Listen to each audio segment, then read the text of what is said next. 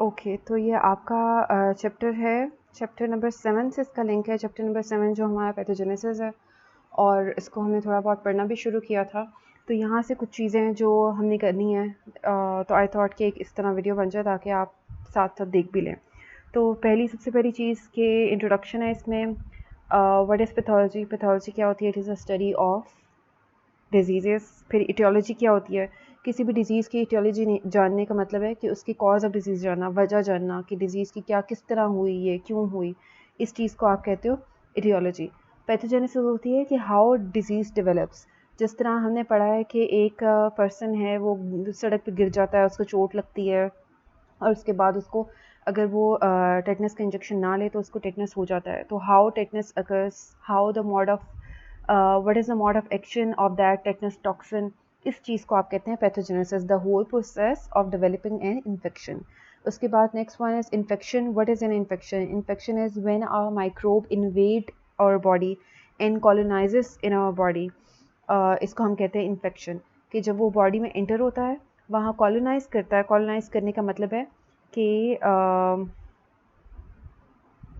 Okay, colonise करने का मतलब है कि वहाँ पे ग्रो करना, ठीक है, ग्रो करना, अपनी पॉपुलेशन इंक्रीज़ करना। जब पॉपुलेशन इंक्रीज़ होगी तो क्या होगा कि नंबर इंक्रीज़ होगा माइक्रोब्स का, और जब नंबर इंक्रीज़ होगा तो अल्टीमेटली वो होस्ट बॉडी के अंदर एंटर हो जाएंगे, वहाँ ग्रो करेंगे और फीवर या और इस तरह के साइन एंड सिम्टम्स डेवलप करेंगे। उसके बाद नेक्स्ट डेफिनेशन है डिज़ीज़ क्या होता है? डिज़ीज़ होता है जब इन्फेक्शन हो जाती है तो हमारी हेल्दी स्टेट में, अगर हेल्दी स्टेट में कोई चेंज आए, change from the state of health, उसे आप कहोगे इन्फेक्शन। फॉर एग्जांपल कोई बीमार हो जाता है, किसी डायरिया हो जाता है, किसी को वो नोज़िया होता है, किसी को रैशेस आ जाते हैं, ये कोई भी इफेक्ट आता है आफ्टर एन इन्फेक्शन, उसे आप कहेंगे डिज़ीज़ कहेंगे। और मैंने आपको एक बार बताया था किसी लास्ट लेक्चर में कि ज़रूरी नहीं है कि हर इन्फेक्शन के बाद डिज़ीज़ हो जाए। इन्फेक्शन का मतलब है कि बॉडी में बैक्टीरिया एंटर हुआ है और कॉलोनाइज हुआ है। अगर बॉडी उससे फाइट नहीं करेगी तो फिर डिज़ीज़ होगा, अदरवाइज डिज़ीज़ नहीं होगा। बॉडी उससे फाइट करेगी और उस पैथोजन को जो है वो किल कर देगी। Next is normal microbiota. क्या होता है नॉर्मल माइक्रोबायोटा? हम कहते हैं नॉर्मल माइक्रो ऑर्गेनिज्म को which are present in our body, animals that are generally free from microbes. अच्छा, आफ्टर बर्थ क्या होता है? नॉर्मल हमारी बॉडी में माइक्रोफ्लोरा जो है वो कॉलोनाइज करता है और डिफरेंट तरह से एंटर होता है, मतलब फीड वगैरह के थ्रू एंटर होता है, बर्थ कैनाल से पास होने के थ्रू एंटर होता है। उसके बाद नॉर्मल दो टर्म्स हैं जो बहुत इंपॉर्टेंट है यहाँ पे, normal microbiota and transient microbiota. आपको आप देखेंगे अगर तो जो हमारे प्रीवियस पेपर्स हैं उनमें ये आया भी हुआ है, differentiate between normal flora and transient flora. तो नॉर्मल फ्लोरा वो माइक्रो ऑर्गेनिज्म होते हैं जो throughout our life, throughout an individual life हमारी बॉडी में रहते हैं, और ट्रांजिएंट वो होते हैं जो for a certain period of time रहते हैं और उसके बाद वो डिसअपियर हो जाते हैं। Micro organisms that are present for a certain time period on our body and then they disappear. इसकी एग्जांपल आप ऐसे ले सकते हैं कि एक पर्सन है जो कि किसी सॉल्टी इलाके में रहता है, किसी सॉल्ट माइंस वगैरह के पास रहता है, और एक वो बंदा है जो समुद्र के पास रहता है। तो जो समुद्र के पास रहने वाला होगा उसकी स्किन पे नॉर्मल फ्लोरा और तरह का होगा, और जो सॉल्ट माइन के पास रहने वाला होगा उसकी स्किन पे नॉर्मल फ्लोरा जो है वो और तरह का होगा। और अगर इसी तरह सॉल्ट माइंस के पास जो पर्सन रह रहा है वो अगर किसी सी साइड पे आकर रहना शुरू हो जाए तो क्या होगा कि for a small period of time उसकी बॉडी पे सी साइड वाले माइक्रो ऑर्गेनिजम्स जो हैं वो जो वहाँ के इन्वायरमेंट में माइक्रो ऑर्गेनिज्म हैं वो आ जाएंगे और फिर वो डिसअपियर हो जाएंगे। आप यहाँ से इसकी एग्जांपल भी ले सकते हो कि अगर कोई पैथोजन हमारी बॉडी में एंटर होता है और बॉडी में रहने के बाद वो डिसअपियर हो जाता है, वो क्योर हो जाता है, तो आप ऐसे माइक्रोब को कहोगे ट्रांजिएंट माइक्रोब। ट्रांजिएंट माइक्रोब जो होते हैं या ट्रांजिएंट फ्लोरा वो होता है जो for a certain period of time आपकी बॉडी में रहता है और देन वो डिसअपियर हो जाता है। उसके बाद यहाँ पे आ जाते हैं माइक्रोबियल एंटेगनिज्म। क्या होती है माइक्रोबियल एंटेगनिज्म? होती है कि अगर नॉर्मल फ्लोरा हमारी बॉडी में आने वाले पैथोजेंस की ग्रोथ को रोक दे, normal flora inhibits overgrowth of microbial harmful microbes, इसे आप कहेंगे कि वो एंटेगनिज्म है, ये माइक्रोबियल एंटेगनिज्म है। और इसकी कैसे वो रोकेगा नॉर्मल फ्लोरा हार्मफुल माइक्रोब्स को? कंपटीशन करके फॉर न्यूट्रिएंट्स, अपनी अराउंड इन्वायरमेंट चेंज करके। फॉर एग्जांपल हम स्किन की एग्जांपल ले लेते हैं कि स्किन पे हमारे स्टेफिलोकोकस ऑरियस रहता है। स्टेफिलोकोकस ऑरियस, एस ऑरियस एक बैक्टीरिया का नाम है जो कि क्लस्टर फॉर्म में रहता है। क्लस्टर फॉर्म में उसकी मॉर्फोलॉजी है, वो हमारी स्किन पे रहता है। अगर हमारी स्किन पे कोई और बैक्टीरिया आके रहने की कोशिश करेगा ना, तो वो स्टेफिलोकोकस ऑरियस क्या करेगा, अपनी अराउंड पीएच चेंज कर देगा, जिसकी वजह से वो बाहर से आने वाला पैथोजन जो है वो सर्वाइव नहीं कर पाएगा, या कुछ ऐसे टॉक्सिक सब्सटेंसेस प्रोड्यूस करना शुरू कर देगा, या ऑक्सीजन की अवेलेबिलिटी दूसरे पैथोजन के लिए कम कर देगा, जिसकी वजह से बाहर से आने वाला पैथोजन जो है वो सर्वाइव नहीं करेगा और अल्टीमेटली क्या होगा कि उसकी डेथ हो जाएगी। यहाँ पे एग्जांपल्स दी हुई हैं कुछ, इधर यहाँ आप यहाँ देख लें, Clostridium difficile is inhibited by normal intestinal flora. Intestines में हमारी नॉर्मली इकोलाई रहता है, और इकोलाई हमारी बॉडी में क्या करता है, इंटेस्टाइन्स में क्या प्रोड्यूस करता है, बैक्टीरियोसिंस प्रोड्यूस करता है। ये बैक्टीरियोसिंस क्लॉस्ट्रिडियम डिफिसाइल को ग्रो होने से रोकते हैं। अगर आपको याद हो तो चैप्टर नंबर 7 में हमने क्लॉस्ट्रिडियम डिफिसाइल पढ़ा था कि वो क्या है, वो एंटीबायोटिक रिलेटेड डायरिया कॉज करता है। अगर आप एंटीबायोटिक कंज्यूम करने से आपके इंटेस्टाइन्स का नॉर्मल फ्लोरा यानी इकोलाई जो है वो डाई हो जाए, इकोलाई जब डाई होगा तो वो बैक्टीरियोसिंस नहीं बनाएगा, बैक्टीरियोसिंस ने दूसरे पैथोजेंस को इंटेस्टाइन्स में ग्रो होने से रोकना था। इकोलाई खुद नॉर्मल है, बॉडी में इंटेस्टाइन्स में कोई इफेक्ट कॉज नहीं करता, कोई डिजीज़ कॉज नहीं करता, नॉर्मली वहाँ पे रहता है, हमसे न्यूट्रिशंस लेता है और एज अ रिजल्ट हमें बचाता है दूसरे माइक्रोब से। लेकिन अगर एंटीबायोटिक के यूज़ से इकोलाई जो है वह डाई हो जाए, तो इकोलाई डाई होने का मतलब है there is no production of bacteriocins. जब बैक्टीरियोसिंस नहीं बनेंगे तो फिर क्लॉस्ट्रिडियम डिफिसाइल जैसे हार्मफुल माइक्रोब्स जो हैं वो ग्रो होना शुरू हो जाएंगे। इसे आप कहते हैं माइक्रोबियल एंटेगनिज्म, कि आपकी बॉडी का नॉर्मल फ्लोरा वो फाइट करता है फॉर इटसेल्फ और हार्मफुल माइक्रोब्स को ग्रो होने से रोकता है। उसके बाद कुछ एक डेफिनेशन है सिम्बायोसिस। सिम्बायोसिस आपने पहले भी पढ़ी हुई है एफएससी वगैरह में। क्या होता है, दो चीज़ों का एक साथ रहना, लिविंग टुगेदर को आप कहते हैं symbiosis, relation between the host and it's normal flora. अब सिम्बायोसिस तीन तरह के होते हैं, कमेंसलिज्म, म्यूचुअलिज्म और पैरासिटिज्म। कमेंसलिज्म में ये होता है कि एक ऑर्गेनिज्म बेनिफिट लेता है और दूसरे को कोई असर नहीं देता, यानी एक ऑर्गेनिज्म बेनिफिट ले रहा है और दूसरा अनइफेक्टेड है, पॉजिटिव और नेगेटिव और ज़ीरो। कि पॉजिटिव, एक ऑर्गेनिज्म पॉजिटिव हमसे चीज़ें ले रहा है, हमसे बेनिफिट ले रहा है, लेकिन एज अ रिजल्ट हमें क्या दे रहा है, कुछ भी नहीं, ज़ीरो। इसकी एग्जांपल यहाँ पे लिखी हुई है, पढ़ लीजिएगा आप लोग। सेकंड सिम्बायोसिस की क्लास है म्यूचुअलिज्म। म्यूचुअलिज्म में क्या होता है, both organism benefit each other, यानी अगर हमारी बॉडी में इकोलाई रह रहा है तो हमें विटामिन के दे रहा है, हमें बैक्टीरियोसिंस दे रहा है, और एज अ रिजल्ट वो हमसे क्या ले रहा है, हमसे अपने न्यूट्रिशन ले रहा है, यानी खुद भी फ़ायदा उठा रहा है हमसे in the form of nutrition, और हमें भी बेनिफिट्स दे रहा है in the form of vitamin and bacteriocins, जो हमें दूसरे पैथोजन से बचाते हैं। इस रिलेशनशिप को आप कहेंगे पॉजिटिव पॉजिटिव, यानी दोनों एक दूसरे से फ़ायदा ले रहे हैं। आखिरी है parasitism. Parasitism is positive and negative, यानी एक फ़ायदा ले रहा है और दूसरे को क्या दे रहा है, नुकसान। तो इसमें आप कहेंगे one organism take benefits and the other organism is harmed. ये इसमें आपकी एग्जाम्पल आ जाती है हमारी बॉडी में होने वाले डिजीजेस पैथोजेंस क्या करते हैं, हमें नुकसान पहुंचाते हैं, और एज अ रिजल्ट हमसे क्या लेते हैं, वो फ़ायदा लेते हैं, हमसे न्यूट्रिशन ले रहे होते हैं, लेकिन हमें कोई फ़ायदा दे नहीं रहे होते, हमें बल्कि नुकसान पहुंचा रहे होते हैं। नेक्स्ट आप देखो कि ऑपर्चुनिस्टिक पैथोजेंस क्या होते हैं। पहले हम ये बात कर चुके हैं, वो पैथोजेंस जो ऑपर्चुनिस्टिक पैथोजेंस, उन पैथोजेंस को कहते हैं जो नॉर्मली बॉडी में कोई डिजीज़ कॉज नहीं करते, लेकिन when they get the opportunity, when they find the host immune system weak, when they find the host is not competitive, तो वो क्या करेंगे कि वो हमसे अपॉर्चुनिटी उठाते हुए हमें डिजीज़ कॉज कर देंगे। यहाँ पे इसकी डेफिनेशन लिखी हुई है, organisms that normally do not cause disease in their natural habitat in a healthy person, they may cause disease if the host is weakened और if they enter a different portal of entry, different part of entry. इसका मतलब क्या है, इसका मतलब क्या है, last part का मतलब है कि अगर फॉर एग्जांपल यहाँ पे एक स्किन की एग्जांपल लेते हैं, स्किन पे हमारे एसोरियस रहता है, अगर आप स्किन को क्लीन नहीं करते अल्कोहल से, स्वैब से क्लीन नहीं करते हैं, और वैसे ही कोई इंजेक्शन जो है वो इंजेक्ट कर देते हैं, तो निडल इंजेक्ट कर देते हैं, तो निडल के थ्रू हमारी स्किन पे मौजूद एसोरियस वो कहाँ चला जाएगा, वो चला जाएगा ब्लड में, और जब वो ब्लड में चला जाएगा तो ब्लड में जाकर वो इन्फेक्शन कॉज करेगा, क्योंकि नॉर्मली उसकी जगह ब्लड नहीं है, नॉर्मली उसकी जगह थी स्किन, लेकिन अब वो वहाँ से हट गया, वो अपनी डिफरेंट पार्ट ऑफ एंट्री में चला गया, तो वो जाके ऑपर्चुनिस्टिक पैथोजन बन जाएगा। और यहाँ पे एग्जांपल्स दी हुई है, tooth decay and gum disease caused by mouth flora, Neisseria, meningitis is usually harmless in respiratory tract but can cause meningitis. E coli की एग्जांपल दी हुई है कि नॉर्मली जब वो इंटेस्टाइन्स में होता है तो वो डिजीज़ कॉज नहीं करता, लेकिन अगर वो यूरिनरी ट्रैक में चला जाए या लंग्स में चला जाए तो वो निमोनिया कॉज कर सकता है, यूरिनरी ट्रैक इन्फेक्शन कॉज कर सकता है, मेनिंजाइटिस कॉज कर सकता है। ऐसे ऑर्गेनिजम्स को आप क्या कहोगे? Opportunistic pathogens that normally do not cause disease but they affect the weak host. फिर आ जाती है सिनर्जिज्म की। क्या क्या मतलब है? पहले हमने एंटेगनिज्म पढ़ा है। एंटेगनिज्म का मतलब है कि एक माइक्रो ऑर्गेनिज्म दूसरे माइक्रो ऑर्गेनिज्म की ग्रोथ को रोक रहा है। अब सिनर्जिज्म का मतलब है एक माइक्रो ऑर्गेनिज्म दूसरे के साथ मिलकर बहुत ज़्यादा इन्फेक्शन कॉज कर रहा है। The effect of two microbes acting together is greater than the effect of either acting alone. बस इतनी डेफिनेशन आप याद रखिएगा।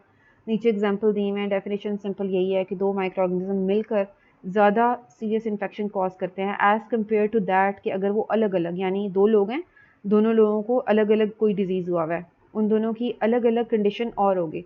लेकिन अगर दोनों पैथोजेंस एक ही बंदे में इन्फेक्शन कॉज करेंगे, एक ही बंदे में, तो उस पर्सन की जो हालत है वो ज़्यादा ख़राब होगी, उसको ज़्यादा साइन एंड सिम्टम्स अपीयर होंगे क्योंकि दोनों एक साथ काम कर रहे हैं, दोनों पैथोजेंस एक साथ काम कर रहे हैं। देन कोच पॉस्टलेट्स आ जाते हैं। कोच पॉस्टलेट्स हम पहले पढ़ भी चुके हैं, आपके चैप्टर नंबर 7 में लिखे हुए हैं, आप वहाँ से पढ़ लीजिएगा। यहाँ से पढ़ने हो तो यहाँ पढ़ लेना। क्वेश्चंस आपको इसी तरह आते हैं, राइट या डिस्क्राइब कोच पॉस्टलेट्स, तो आपने ये पॉस्टलेट्स उसमें लिखने होते हैं। और ये उसकी डायग्रामेटिक रिप्रेजेंटेशन है जो आई थिंक हमने क्लास में भी पढ़ ली थी। अगर नहीं पढ़ी थी तो यहाँ से देख लीजिएगा, आपको समझ आ जाएगी। उसके बाद इफेक्ट ऑफ इन्फेक्शियस डिजीजेस की, जब कोई इन्फेक्शन हो जाती है तो उसका क्या इफेक्ट होता है, कुछ डेफिनेशन हैं यहाँ पे। सिम्टम्स क्या होते हैं?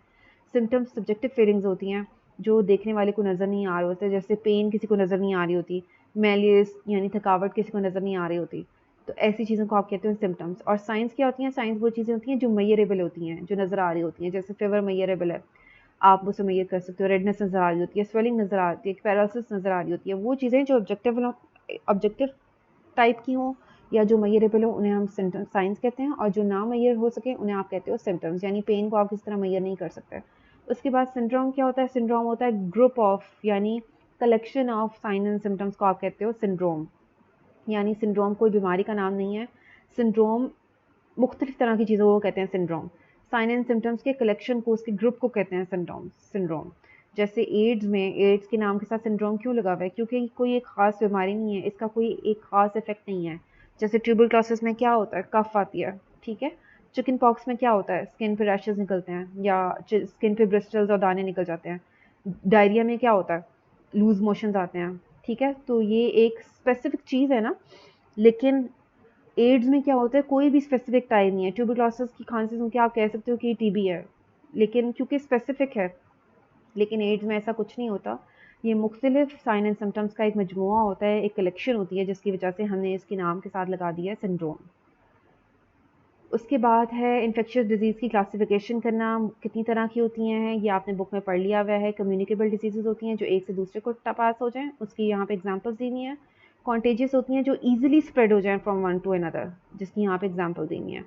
कम्युनिकेबल और कॉन्टेजियस में थोड़ा सा फ़र्क ये है कि कम्युनिकेबल ईजिली ट्रांसमिट नहीं होती हैं, जबकि कॉन्टेजियस जो हैं बहुत आराम से उस इन्वायरमेंट में आने से भी ट्रांसमिट हो जाती हैं। नॉन कम्युनिकेबल डिजीज़ वो हैं जो एक होस्ट से दूसरे होस्ट में ट्रांसफ़र नहीं होती हैं, जिसकी एग्जांपल हम पढ़ चुके हैं कि टेटनस, बॉटलिज्म।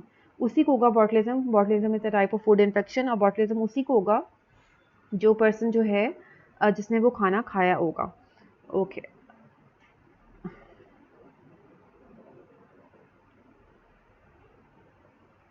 उसके बाद आप आगे आ जाएं। डिजीज़ अक्रेंस क्या होती है? Disease occurrence, incidence, sporadic, endemic, pandemic, ये हम बातें पढ़ चुके हैं। एपिडेमिक, ये डेफिनेशन हम पढ़ चुके हैं, आपके बुक में चैप्टर नंबर 7 में लिखी हुई है। आप वहाँ से पढ़ लीजिए या यहाँ से पढ़ लें, एक ही बात है। लेकिन ठीक होनी चाहिए, दोनों में एक जैसे लिखी नहीं होंगी, थोड़ा सा फ़र्क होगा, लेकिन दोनों ही ठीक हैं। अब ऐसा नहीं हो सकता कि आप पेंडेमिक की जगह एंडेमिक की डेफिनेशन लिख दें और कहें कि ये ठीक है, मैंने फ़लानी जगह पढ़ी थी। तो दोनों में एक ही तरह की डेफिनेशन लिखी नहीं है और ठीक होनी चाहिए, लिखो आप चाहे जहाँ से भी। उसके बाद एग्जांपल्स दी हैं यहाँ पे, साथ साथ इन एग्जांपल्स को देख लें आप। और एक क्रोनिक, कुछ ये डिजीज़ की ड्यूरेशंस हैं। एक्यूट डिजीज़ क्या होती है? एक्यूट डिजीज़ वो डिजीज़ होती है जो जल्दी से डेवलप होती है लेकिन और जल्दी से ख़त्म भी हो जाती है। जैसे फ्लू और कॉमन कोल्ड, हमें पता नहीं चलता, रात को सोते हैं सुबह उठते हैं तो फ्लू हुआ होता है, लेकिन जल्दी से वो ख़त्म भी, क्योर भी हो जाता है। ऐसी डिजीज़ को आप कहोगे एक्यूट। क्रोनिक डिजीज़ ऐसी डिजीज़ होती है जो आहिस्ता आहिस्ता डेवलप होती है और ख़त्म भी आहिस्ता आहिस्ता होती है। जैसे ट्यूबरक्लोसिस और हेपेटाइटिस आहिस्ता आहिस्ता डेवलप होती हैं, develop more slowly and reactions are less severe और tend to recur for long period और टू बी कंटिन्यूड, कि ज़्यादा टाइम के लिए रहती हैं या आहिस्ता आहिस्ता ख़त्म होती हैं। और सब एक्यूट होती हैं जो intermediate between acute and chronic, यानी बहुत ज़्यादा जल्दी हो भी ना और बहुत ज़्यादा जल्दी ख़त्म भी ना हो, उनको आप कहोगे सब एक्यूट डिजीज़। एक्यूट और क्रोनिक के इन बिटवीन, दरमियाने में जो। और लेटेंट डिजीज़ कैसे कहते हैं? लेटेंट डिजीज़ कहते हैं कि for years, up two years disease जो है वो डेवलप नहीं होती, आहिस्ता आहिस्ता डेवलप होती है और एकदम से वो एक्टिव हो जाती है और साइन एंड सिम्टम डेवलप करती है। यानी causative agent remains inactive in a body for a long interval of time and after that it becomes active and produce disease symptoms जैसे shingles, hepatitis, AIDS, ठीक है, herpes, genital herpes। तो ये वो चीज़ें हैं, ये वो डिजीज़ेज़ हैं कि जो बॉडी में डेवलप नहीं हो, नज़र नहीं आ रही होती, लेकिन पैथोजन हमारी बॉडी में होता है। After a certain period of time वो पैथोजन जो है डेवलप होता है, एक्टिव हो जाता है और फिर साइन एंड सिम्टम अपीयर होना शुरू हो जाते हैं। उसके बाद है होस्ट कितना इन्वॉल्व होता है, ये कुछ डेफिनेशन है। लोकल इन्फेक्शन क्या होती है? लोकल इन्फेक्शन होती है अगर पैथोजन आपकी बॉडी के किसी स्पेसिफिक एरिया तक रहे तो आप इसे कहते हैं लोकल इन्फेक्शन। सिस्टेमिक इन्फेक्शन कहते हैं कि अगर आपका पैथोजन ब्लड में एंटर हो जाए, ब्लड में एंटर होगा तो वो हर जगह जाएगा, उससे आप कहोगे सिस्टम में। और फिर आ जाती हैं फोकल इन्फेक्शन। फोकल इन्फेक्शन वो होती हैं जो शुरू शुरू में लोकल होती हैं, एक स्पेसिफिक पार्ट रख रहती हैं, लेकिन आहिस्ता आहिस्ता वो बॉडी के दूसरे पार्ट्स तक भी स्प्रेड हो जाती हैं। ऐसी चीज़ों को आप कहते हो फोकल इन्फेक्शन। और यहाँ पे कुछ डेफिनेशन लिखी हैं, बैक्टीरिया, सेप्टिसीमिया, टॉक्सीमिया, वायरीमिया, ये आप पढ़ लीजिएगा। उसके बाद और कुछ डेफिनेशंस हैं। प्राइमरी इन्फेक्शन क्या होती है? प्राइमरी इन्फेक्शन होती है जो इनिशियल इलनेस को आप कहते हैं प्राइमरी इन्फेक्शन। प्राइमरी इन्फेक्शन के बाद सेकेंडरी इन्फेक्शन है। सेकेंडरी इन्फेक्शन होती है कि एक बार cause by opportunistic pathogen and after primary action has weaken host system. कि सेकेंडरी इन्फेक्शन वो होती है जो अगर किसी पर्सन को प्राइमरी इन्फेक्शन हुई भी है तो उस इन्फेक्शन के दौरान ही उसे कुछ हो रहा जाए। फॉर एग्जाम्पल, अगर एक पर्सन हॉस्पिटल में एडमिट होता है क्योंकि उसे निमोनिया हुआ है, ठीक है, वो निमोनिया उसकी प्राइमरी इन्फेक्शन थी, लेकिन हॉस्पिटल में रहते हुए उसे डायरिया हो गया, तो डायरिया उसकी कौन सी इन्फेक्शन है? सेकेंडरी इन्फेक्शन है। यानी उसके आने की असल वजह डायरिया नहीं थी, असल वजह निमोनिया थी, इसकी प्राइमरी इन्फेक्शन वो थी, लेकिन निमोनिया से फाइट करते करते उसको कोई और बीमारी हो गई है, तो आप ऐसी बीमारी को, ऐसी इन्फेक्शन को क्या कहोगे? Secondary infection. जैसे यहाँ पे एग्जाम्पल दीजिए, pneumonia develop after common cold, कि किसी को फ्लू हुआ है और फ्लू उसकी प्राइमरी इन्फेक्शन थी, लेकिन फ्लू से ठीक होने से पहले ही उसे निमोनिया भी हो गया, तो निमोनिया कैसी इन्फेक्शन उसकी होगी? फिर सेकेंडरी इन्फेक्शन होगी। उसके बाद है सब क्लिनिकल इन्फेक्शन। कौन सी होती हैं? सब क्लिनिकल इन्फेक्शन ऐसी होती हैं कि ऐसी इन्फेक्शंस जो कोई साइन एंड सिम्टम्स डेवलप नहीं कर रही होती हैं। जैसे 90% of polio infections are asymptomatic, कि नज़र नहीं आ रहा होता, सिम्टम्स अपीयर नहीं हो रहे होते, लेकिन पर्सन जो है वो इन्फेक्टेड होता है। यहाँ पे पोलियो की एग्जांपल दी हुई है कि 90% पोलियो इन्फेक्शंस जो हैं वो एसिम्प्टोमेटिक हैं, यानी पर्सन की बॉडी में पोलियो का पैथोजन होता है लेकिन वो कहीं साइन एंड सिम्टम डेवलप नहीं कर रहा होता। और सब क्लिनिकल इन्फेक्शन होते हुए भी वो पर्सन सब पोलियो उसको विजिबली नहीं हुआ फिर भी वो दूसरे लोगों में ट्रांसमिट कर रहा होता है क्योंकि उसकी बॉडी में पोलियो होता है। उसके बाद आ जाते हैं स्प्रेड ऑफ इन्फेक्शन पे। रेजरवायर क्या होता है? रेजरवायर कहते हैं सोर्स ऑफ इन्फेक्शन को, कि किसी भी इन्फेक्शियस पैथोजन का सोर्स क्या है। फॉर एग्जांपल, ह्यूमन रेजरवायर क्या होता है? जैसे एड्स, पोलियो और गोनोरिया, कि किसी ह्यूमन को कोई डिजीज़ हुई हुई है, उसकी बॉडी में वो पैथोजन है, उससे आप कहोगे कि वो उस पैथोजन का रेजरवायर है। यहाँ पे फॉर एग्जांपल किसी पर्सन को एड्स हुआ हुआ है या पोलियो हुआ हुआ है, तो हम कहेंगे कि वो पर्सन जो है एड्स या पोलियो का रिजर्वायर है, कि उसकी बॉडी में बहुत ज़्यादा सोर्स है ऑफ एड्स एंड पोलियो, तो इसे आप कहेंगे रिजर्वायर या कैरियर्स कह सकते हैं आप इनको।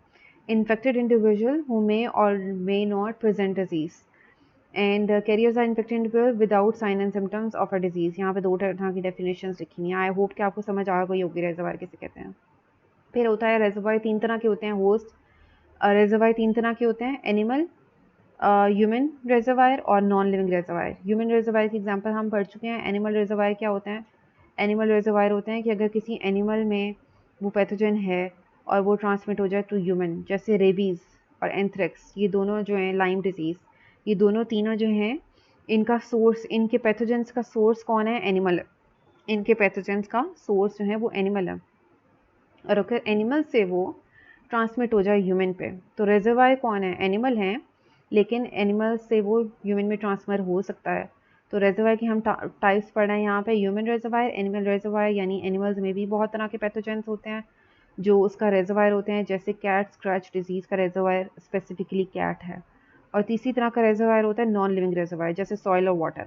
अब यहाँ पे सॉइल की एग्जांपल देखें तो क्लॉस्ट्रिडियम टेटनाई ऐसा बैक्टीरिया है जो सॉइल में ही रहता है, तो सॉइल उसका रिजर्वायर है, उसका सोर्स है क्लॉस्ट्रिडियम टेटनाई का।